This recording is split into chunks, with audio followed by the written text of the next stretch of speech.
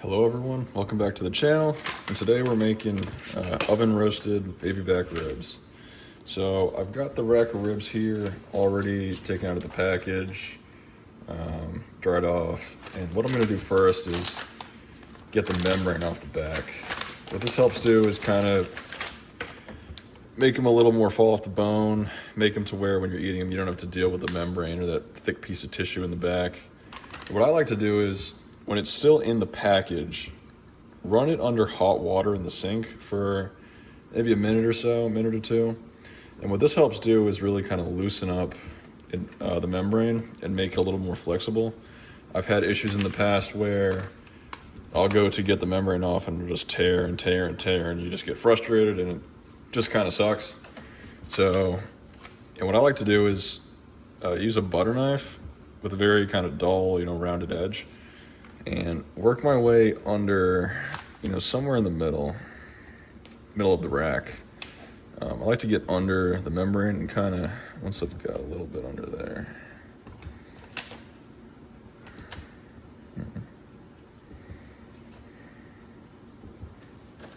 Try this one. Yeah. And kind of just slowly kind of wiggle and work my way through the rack. So you can see the knife's about right there at this point. I'm gonna keep kind of working and just kind of loosening up that membrane and working my way through. Once in a while kind of pulling up, see if I can, again, just loosen it up, create some space.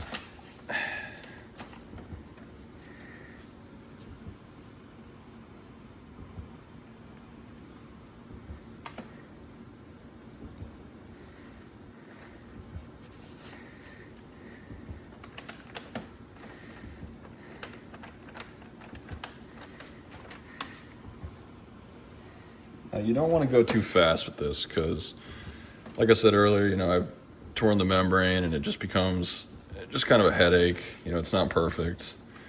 And if you just take your time and go a little slow, it's pretty easy to, do it in a way where it doesn't give you a headache and kind of mess up the rack of ribs. And to be clear, you can make them with the membrane on. I just prefer not to. I think it ends up a little bit better. And, pork ribs are, compared to like beef ribs or beef plate ribs, they're relatively small, relatively lightweight. And, with big beef dino ribs, sometimes you have to worry about, this, if you take the membrane off, the space between the bones kind of separating and, the ribs kind of coming apart if you have like a rack of 3 or something like that. But with this,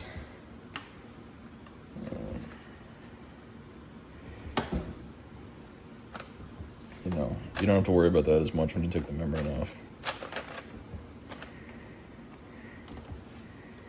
I see it just kind of torn in just a little bit right there, but we're still good. Yep, okay. So now I've kind of created a space through the end of the rack. So what I'm gonna do now is just slowly kind of separate it from a couple of the bones adjacent to where I've made my slit. I'm gonna use my knife a little bit here and just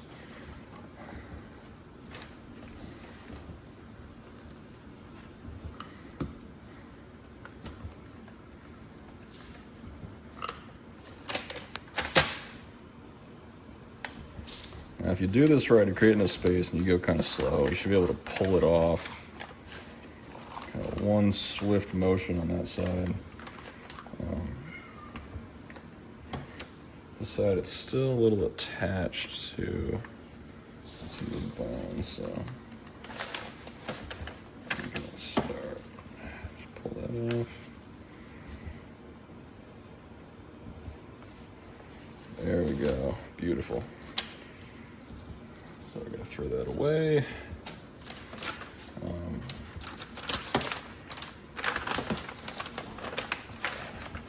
And for reference here, I've got a baking sheet, a piece of butcher's paper on it.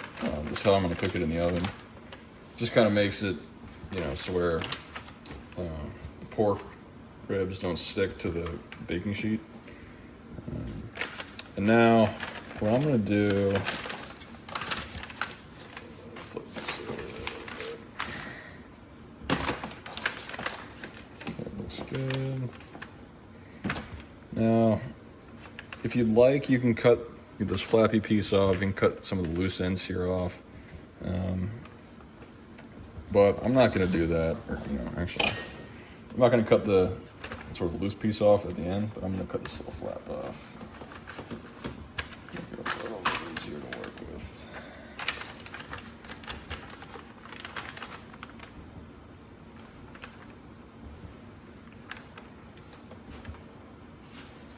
Actually, I will cut this last bone off.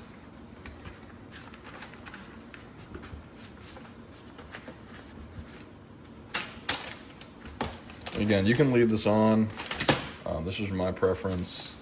I like kind of a neat, clean, solid rack to work with. So now that we've got our ribs here, with these knives, what I'm gonna do, take that glove off. What I'm gonna use today is honey bacon barbecue seasoning by Meat Church. And I'm gonna use my bottle of olive oil as a binder. You can use whatever you want as a binder. I like this olive oil because it's got a nice, squirt bottle. It's right next to my stove. And to be honest, you don't really taste the flavor of the binder in the end. So as long as you have something that can help the seasoning stick to the meat, that's all we really need. So move that around a little bit. Now I'm gonna come on, this is the back side, so I'm gonna come on with kind of a gentle coat seasoning. You don't need a lot. It'll help enhance the flavor a little bit, but obviously you're eating the meat between the bones, and on the other side, it's on the top. So shake. Haven't touched the seasoning in a little while.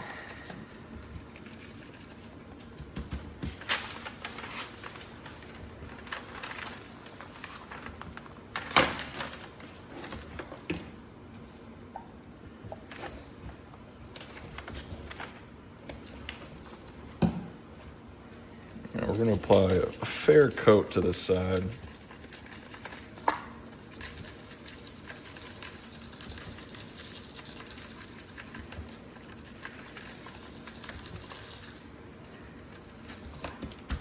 Pat it down a little bit. What I'm going to do is kind of collect all this seasoning, flip the rack over, and work it in. Really make sure I'm getting all that seasoning on there.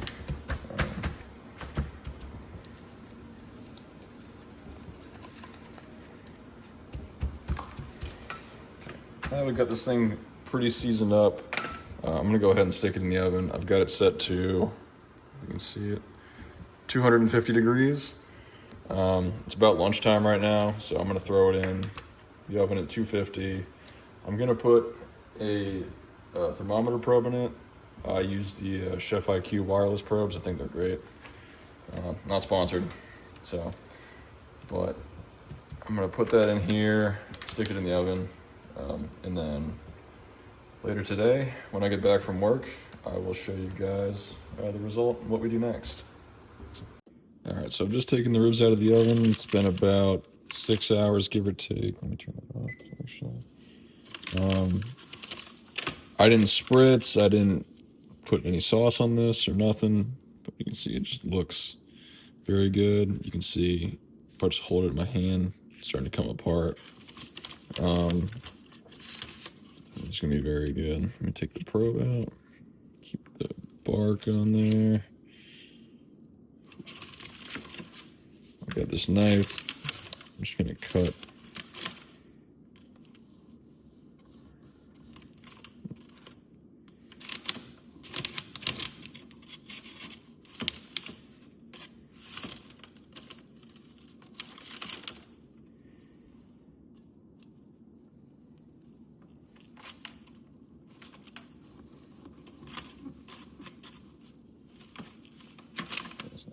sucks.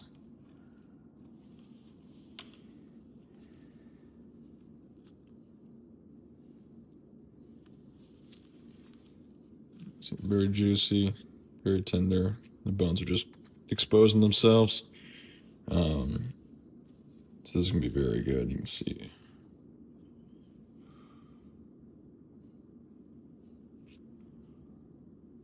Autofocus. See all that juice in there. It's gonna be very good. And like I said, this is a very, very simple approach. I just threw these in at lunch. You know, let them go for 6 hours, give or take, at 250.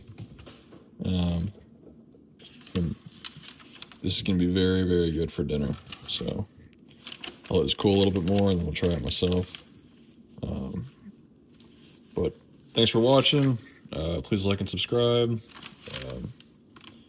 And I will be making, I think, a turkey video tomorrow. I'm going to smoke a turkey as well as a pork tenderloin. So I'll make videos for both of those. So stay tuned. Thanks for watching.